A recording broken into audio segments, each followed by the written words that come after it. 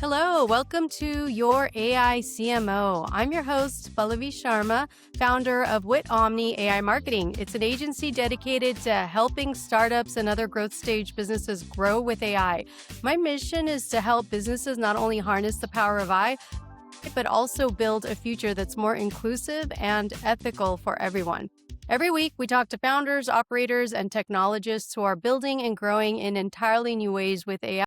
Today, we're exploring how agentic AI is reshaping growth for small businesses with Omer Jamal, founder of Atlas. Welcome, Omer. Welcome. Thank you for having me on this show. I really appreciate your time today. So I'm going to give a little intro about you, but please feel free to chime in afterwards to share with our audience about your amazing background and what your endeavor is. So, folks, Omer is founder of Atlas, the AI performance layer that turns ad clicks into qualified appointments within 60 seconds using voice AI, SMS, and chat. Prior to Atlas, he co-founded and scaled Fortinet, helping wealth management firms raise over $1.3 billion in assets before leading it to a successful acquisition. He also co-founded Discover Data, acquired in 2023. So this isn't his first rodeo. Obviously, he's a repeat AI entrepreneur. Omer has established brands at the forefront of fintech and martech, winning industry awards, representing Canada on global innovation stages, and building seven-figure recurring revenue businesses from scratch. Today, he's on a mission to help small businesses compete at enterprise scale with the power of agentic AI. How'd I do there? Well, that was better than ever. Thank you for that. Very kind of you. I mean, I am a marketer, so it is my job to make sure we, present everything in the best light and the most truthful light. And so everything there is what you've done, which is amazing. So I was just repeating it back. So Thank small you. businesses are the backbone of our economy. We know this, but they often lack resources, time, and staff to compete with larger enterprises. And you and I are kind of doing the same thing, right? Like I launched Wit Omni for that very purpose because I think AI has just completely turned everything on its head. And it's going to enable businesses that don't have the same resources as big businesses to compete and punch way above their weight class. And so, talk to me a little bit about that. How did you get involved with agentic AI and startups? Yeah, absolutely. First of all, thank you for having me on the show today, Pallavi. Really, really appreciate it. So, after my last exit, it was a fun journey after 5 or 6 years, and I wanted to just take some downtime, maybe a year or two. So I got married, traveled the world a little bit, started to enjoy the fruits of my labor, and you kind of just get bored of hanging out at a beach all day. uh, this AI Says thing you. Says you.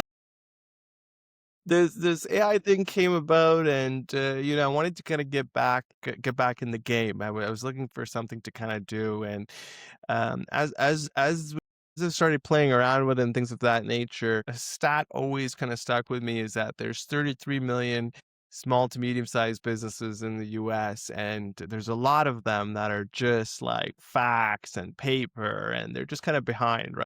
All the innovation that's happened with cloud software over the last 10 to 15 years has primarily been mid-market or enterprise. SMBs, they haven't adopted it as much. So I was like, how can we leverage AI and kind of give them the enterprise grade growth that all the larger companies sort of do?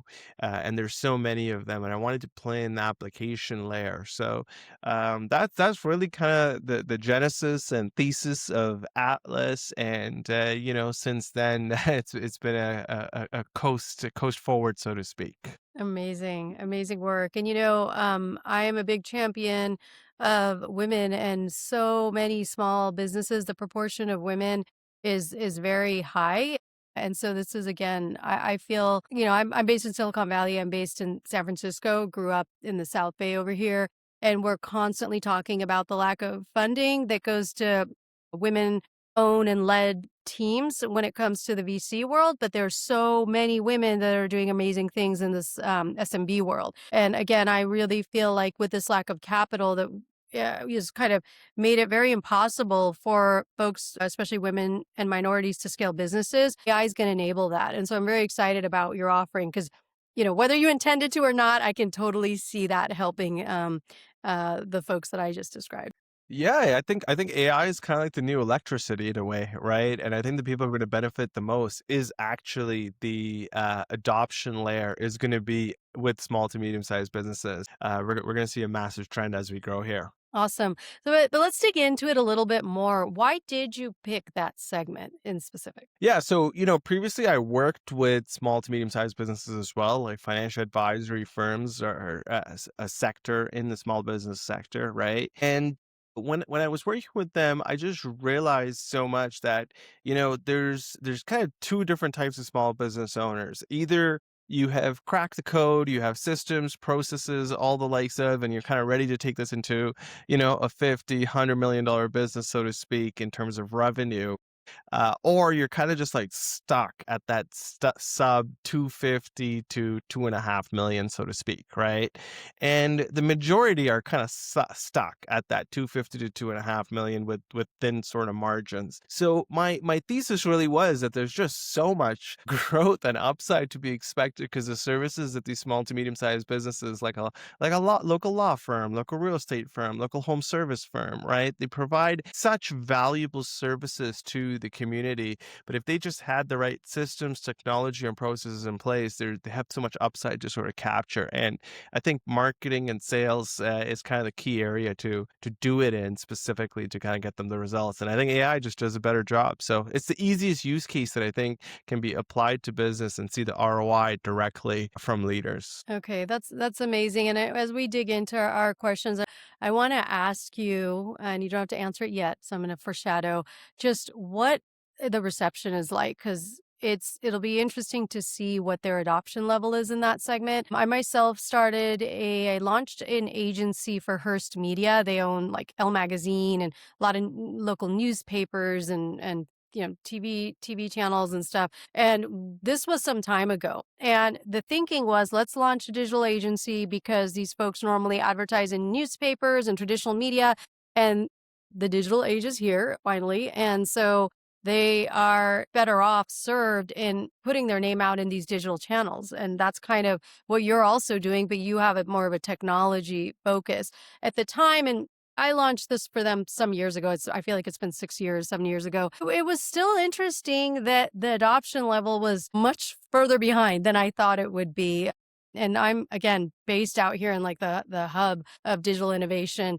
But let's get into it. But I'd love to hear your thoughts Yeah. about that. Yeah, 100%. So, I've sort of been working with small to medium-sized businesses now since 2016 now. And like you're saying, like 10 years ago was totally different. Today the game is totally different. With AI, it's totally different as well. I feel like since AI has come out just in the last 24 months, just AI standalone is moving so fast, right? There's like if you would take Yeah, phase 1, phase 2, phase 3, yeah. phase 4, like we're already in phase 4, phase 5 of AI compared to phase 1 when it came out back in 2022. So, I think what's happening as part of that is, there's this fascination level because everybody is utilizing AI in some way, shape, or form, which they might not have been doing with previous software trends, right?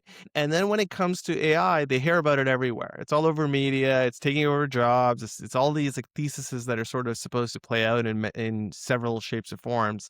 So what I'm noticing at the ground level when I'm actually talking to small business owners, the adoption curve is a lot faster, right? Sales cycles are faster. People are willing to kind of give it a try. And people were a little bit more hesitant. There was more friction because they're like, this problem cannot be solved with just standalone software. With AI, because it's replacing what humans sort of might be doing, or not replacing is a wrong choice of word there. I think augmenting, it's accelerating, it's giving you like that intern like power immediately. So I think what that's doing is to showcase the outcome of that result that AI can deliver. It's much more immediate, right? You don't have to Okay. sit here, wait for setups and The stuff. So aha moment is faster. the Yeah. aha moment is way faster. And with that, what I'm noticing is that the early adopters are adopting, and I think we are entering very fast into phase 2, which is kind of like that middle segment to pick things up, which, took 10, 15 years and it didn't happen in software. Yeah. Like in SMBs, still today, they don't use a lot of software. Yeah, it's really surprising to me. And again,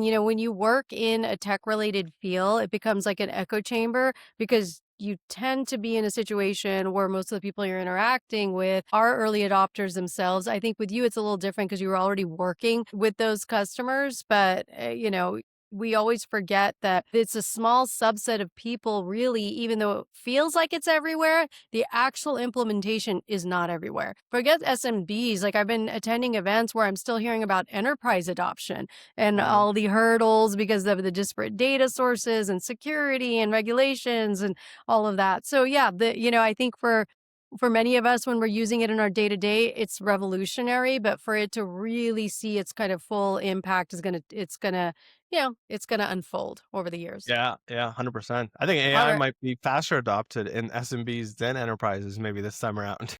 You know what? I think it's a really good point. They don't have as many barriers and they can move more quickly. So I would not be surprised if that's exactly what happens. All right. I like to call my next set of questions the AICM09. My purpose of this is to really give the audience some actionable insights, like an opportunity to get into your head, get your knowledge, and be able to apply that knowledge in their own business use cases. So we go through the AICM09 and the questions are grouped into three different areas: foundation, building, future, and influence. So are you ready?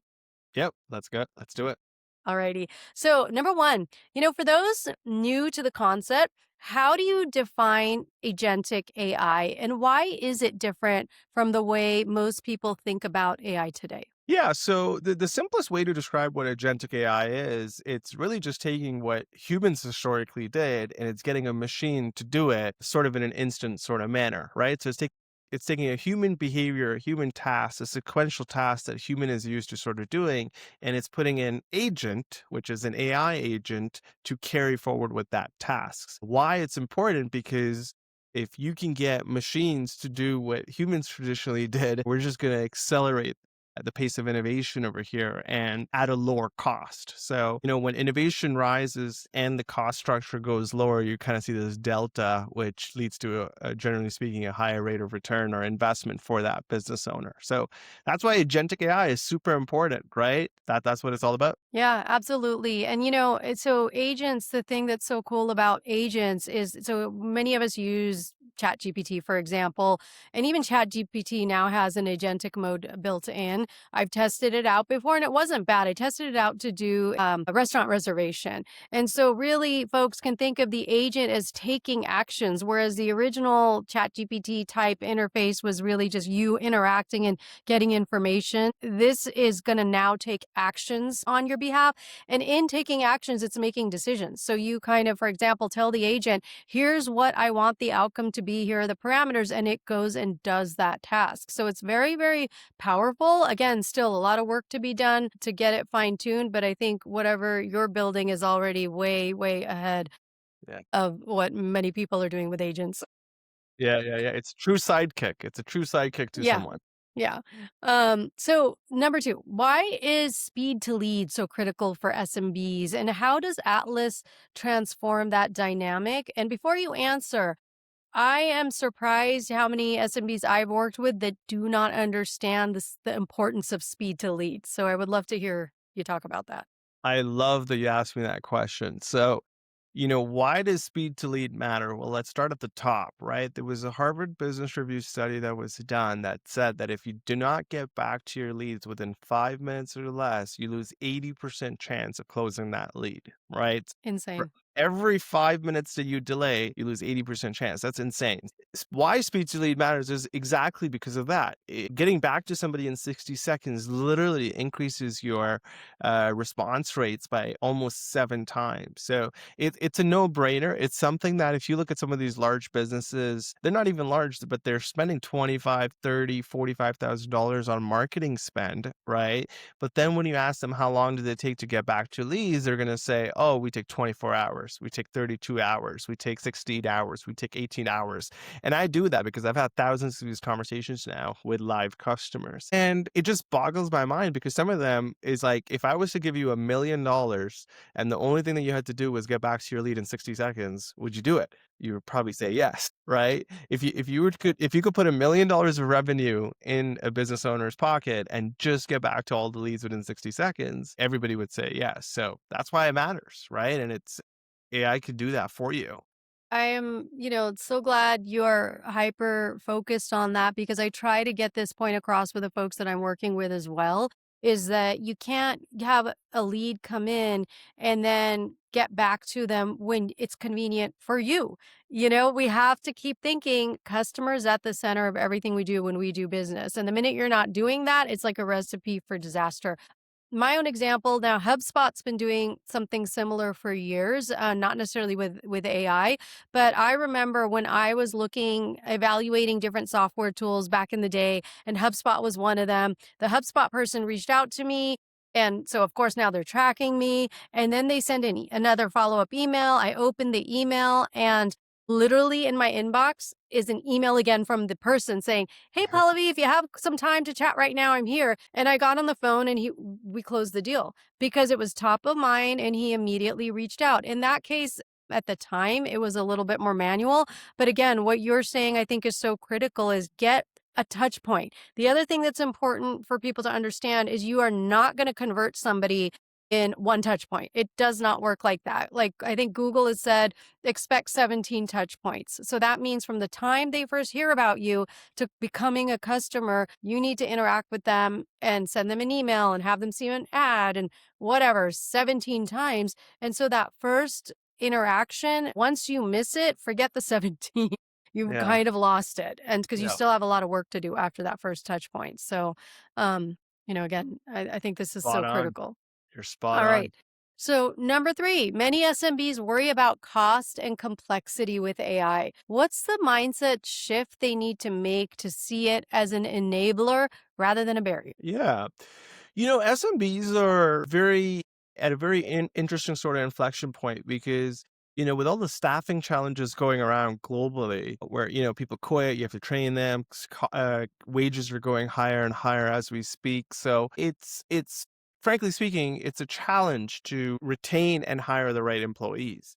So the way that they have to think about AI is that that's the role that AI can play in your business if you give it the chance, right? For any business owner that's listening to this, if you were to hire me as a person, you would give me 2 months, 3 months of training material, guide me and coach me and kind of walk me through your systems and processes, and then expected for me to deliver in 3 to 6 months.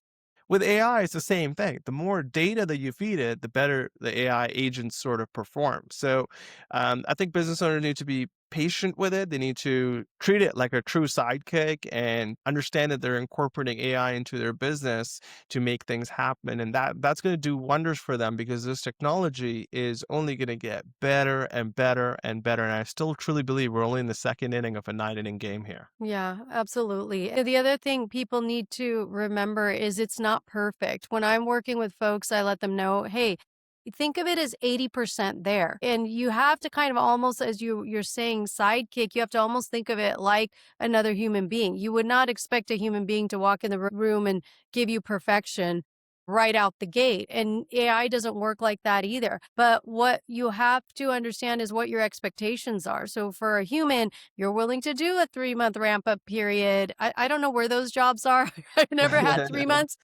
I missed that memo. But you joking aside, you're going to give them some ramp up time. But with AI, the expectation is that there's zero ramp up time. And that's the wrong way to look at it. And then when you look at it that way, it's harder to do an ROI calculation because it's already a losing proposition because your expectation is not accurate. So it's really important to really understand that it will take some time to deploy it properly, train it, give it feedback. But if you were to then go back and look at it, 3 months later, in hindsight, the output that you're going to get from AI is going to far outpace any human. Plus, you don't have to deal with a human emotion. Sorry, I had to Yeah, say that, but absolutely. Absolutely. You're spot on.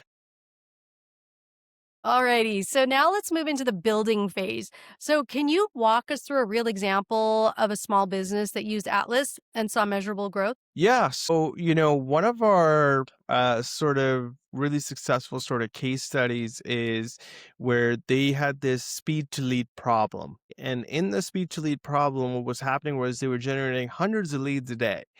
So in a month, it was just piling up, and their average response time to those leads were almost like 12 hours, 14 hours, because it was taking a while to kind of get back to all those customers and such. Now, since implementing Atlas and getting back to every single lead within 60 seconds, they've actually boosted their conversion rates by 20%.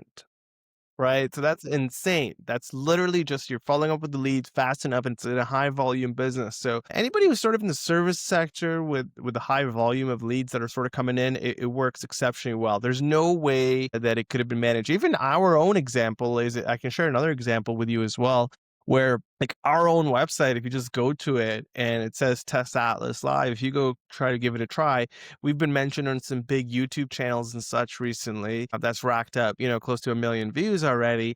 And we get anywhere from 20 to 30,000 people on the website in terms of traffic, okay, on a monthly sort of basis since those videos have come out. And from that, we're seeing very consistently 8 to 9,000 people submit like a lead form on that website. Now, Emma, who's like the Atlas AI agents, has a conversation with all of those 8 to 9,000 people. It qualifies them because there's a lot of people who want to test it out. They just want to interact with it and Yeah. stuff, but it qualifies every agent, every person, and it talks to them. It figures out what their ad spend might be. So if they're spending more than $2,000 in ad spend, and if they're like a fit for a business, then it directly books it into our sales team calendar. So that's led to more than 700 meetings booked, right? Just Wow. completely Mind blown. only over a Yeah. couple of weeks. So if you Wow. stretch that out, it's fantastic. There's no way a human would have been able to do all of that. You would Yeah. need at least 3, 4 people of SDRs to run through those leads, and you still might not get through all of them. Yeah, absolutely. Not to mention, with SDRs, it's tricky because getting the right SDR, it's not easy. You would think, hey, how hard is it to do this, role? Here's the playbook, call and convert. And it's surprisingly difficult, actually. And so the fact that you kind of come in and solve for that is just amazing. And that way, what you can do is if you have people that are more talented in terms of sales and sales development, you elevate the way they can operate within your business versus, Exactly. doing the call conversion, which is a kind of thankless job at times. So it is better that, a system like yours does that. So let me just pause here for a second because I don't think we really truly discussed what Atlas is and what it does. So can you give us a little bit more of a clear, practical snapshot of Atlas and how Yes. somebody would work with your business? Yeah, so Alice is really just an AI operator which helps you grow your business, right? So we call it an AI revenue engine. The thesis is quite simple that when you take a look at a small business, they have many levers to pull, and one of them is speed to lead, and the other one is just getting more efficiency on their ads. So on the ads itself, we run streaming TV. We've created the world's first AI agent that runs ads for you on like streaming TV networks like Hulu, Netflix, Amazon, the likes of. And the speed to lead voice AI gets back to every lead within 60 seconds or less. So it's kind of like that full 360 approach of whether it's our leads or your leads, but also closing those leads. And then the voice AI does a lot more things. So it can make outbound calls, it could be a receptionist, lead qualification agent as you want. But it's been a very fun journey, so to speak, so far. I think I might need to talk to you for a client later. So okay, let's circle back.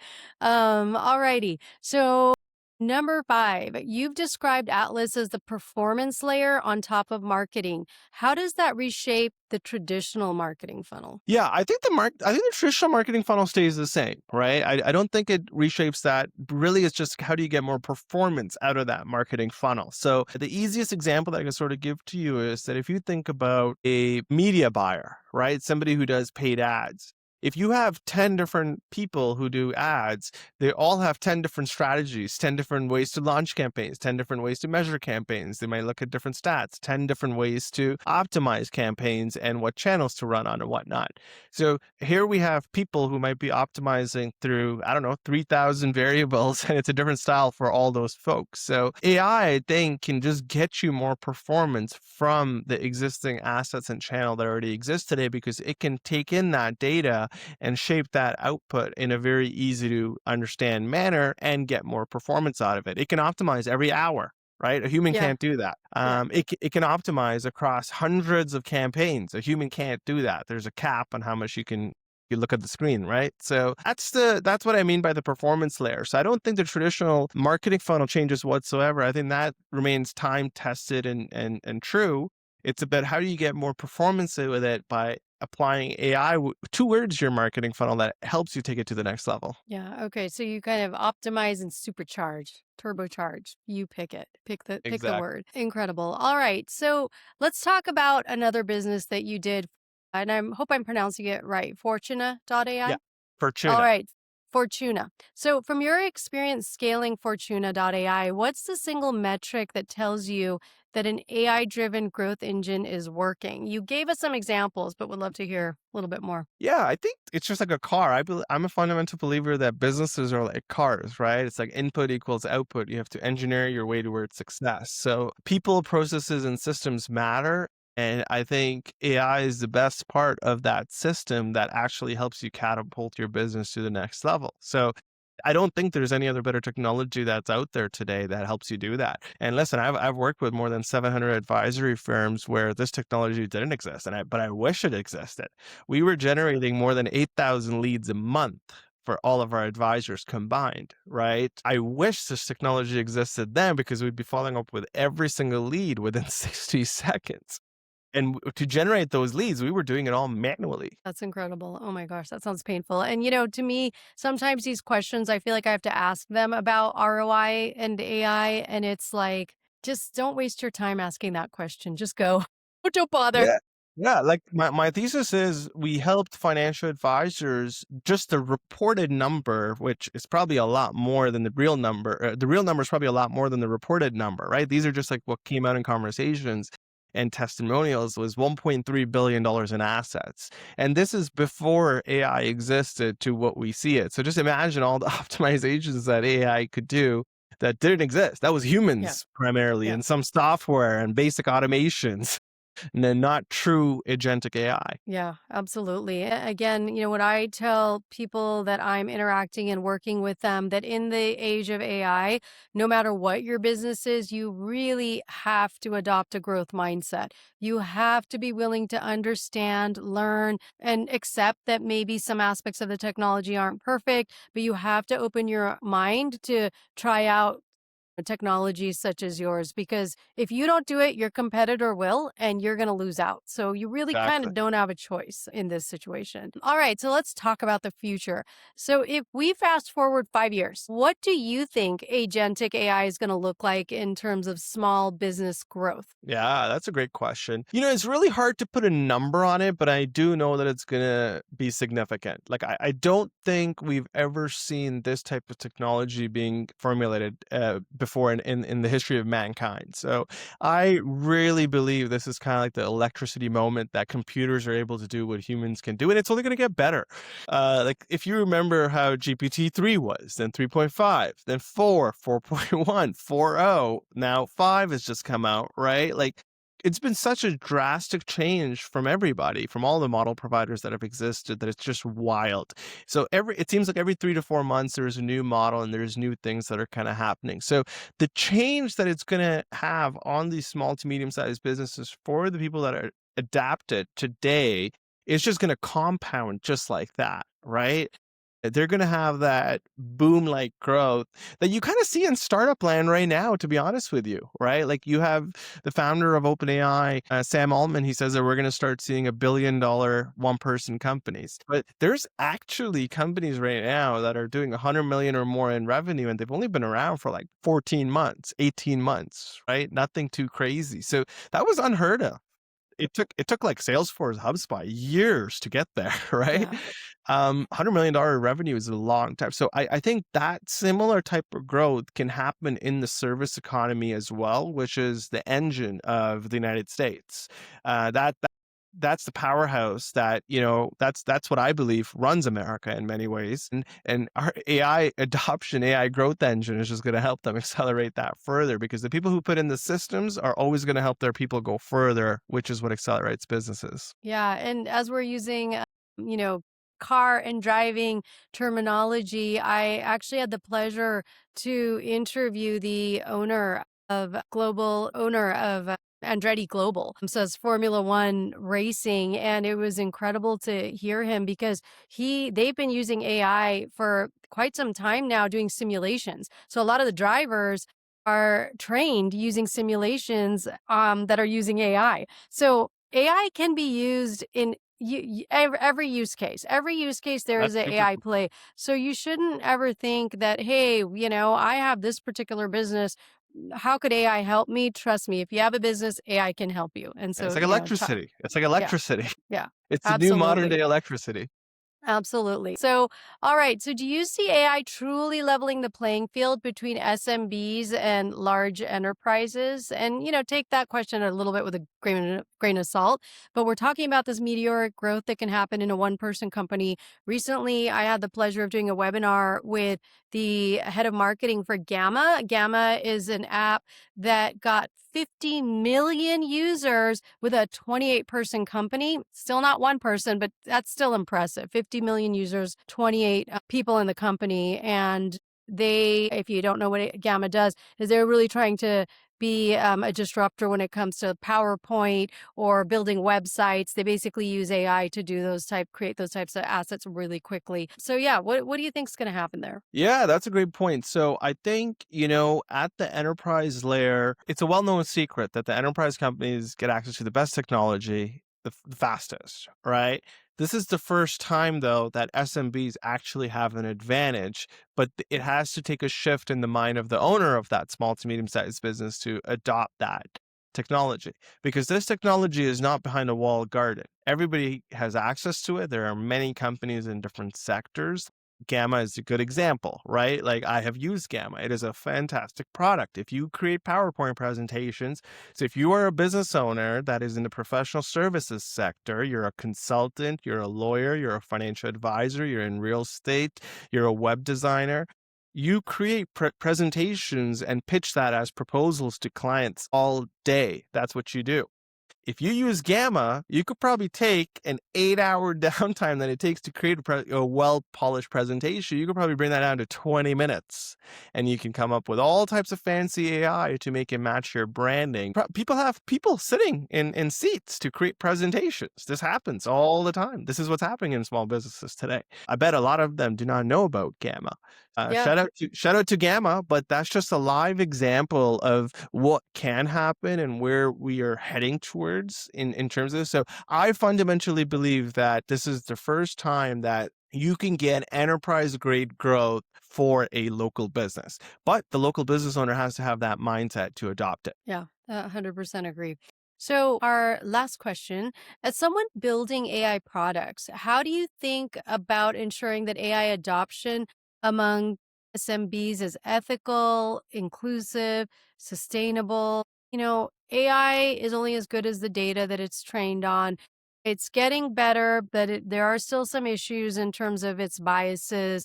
If you're a small business, sometimes, you don't have the luxury to kick the tires too much, if you will, on some of these things, and you need to go fast. However, because you're a smaller business, if you put the wrong thing out there, like, let me give you an example. Let's say you're using AI to do a campaign and you don't QA it and you put it out there and it is something like inappropriate, that makes it out because you didn't bother to QA or check it. The implication for you is going to be very high, Yeah. and maybe one that you can't weather. So how do you work with SMBs to make sure they're kind of having the right guardrails in place as they use AI? Yeah, prompts and partners, right? Prompts and partners is the key in unlock to actually get value from the AI. Listen, there are multiple horror stories of all the hallucinations and pats that AI has done. And my advice to any business owner that's listening to this is nobody knows your business better than you, Hmm. right? You are the business owner and you know what your business values are, and nobody knows that but you. So it's your job to take those business values, communicate that to an AI partner, or if you're going to do it yourself, make sure that it goes into your prompt so that the AI does not go sideways. The AI is very strong. You can make it not hallucinate. You could put guardrails around it, but you need expert partners to help you do that. I see a lot of people, YouTube, this, that, hey, I've created this N8N automation, go do it. And people get Yeah. excited and they start doing it. It doesn't work that way, right? Nope, Like, does not work. I'm here to yeah. tell you, does not work. As a marketer, God, I wish it did, but it does not. Yeah, it just doesn't work that way. It takes a lot of fine tuning to get that performance for any field. So you either got to learn how to prompt and study how to do that, get AI to help you create the prompts as well if you Yeah. want, Yeah. or work with the right partners in a plug and play fashion to implement it in your business. Those are the only two ways, or else your AI is going to be going sideways. So that's what you have to do to align with your business values. Yeah. And I think this goes back to what we were talking about at the beginning of the discussion, which is, it isn't 100% accurate. You can't just wind it up and let it go. You need to make sure you're QAing it. You have subject matter experts that can, and this is why people aren't necessarily going away, because you do need matter experts to kind of guide it, to help prompt it. So it is really, I think, ideal when I know they're talking about this one person business that might happen at some point, but as of right now, it is You need definitely like humans. a AI human partnership. Yeah, we're big Um, on that. We're very big on providing that human support. You need humans. You need humans yeah, to do it. yeah, yeah. Awesome. Well, thank you so much. So for, small business founders listening today, what's one bold move they can make this quarter to start leveraging AI for growth other than reaching out to you? I That's a think just given. try, yeah, That's a given. just try AI, right? Like get the $20 a month subscription, play around with it, talk to it, actually delegate to it, treat it like a real employee, so to speak, and try it. And there's tons of content out there on the internet, so consume it, learn about it, get ahead of it. That's my advice to any business owner. Excellent. That is, I think, great advice for every person, actually. So where can people go to connect with you or to take Atlas for a spin? Yeah, if they want to take Atlas for a spin, just go to www.youratlas.com. And people can reach out to me directly on LinkedIn. It's Omer Jamal. They can find me on LinkedIn. Thank you so much. So, a huge thank you to you for sharing your journey and insights on how agentic AI is reshaping SMB growth. If you, the listener, found this conversation valuable, please take a second to follow, rate, and share your AI CMO. And if you'd like to watch the video version of this episode, you can find us on YouTube at Your AI CMO. My name's Pallavi Sharma. I'm the host of Your AI CMO and founder of Wit Omni AI Marketing. Thank you so much for spending your valuable time with us today. And Omer, good luck to you. And I'm really excited to see what you do with Atlas in the future. So thank you very much for having me. It was a pleasure speaking to you today. Likewise.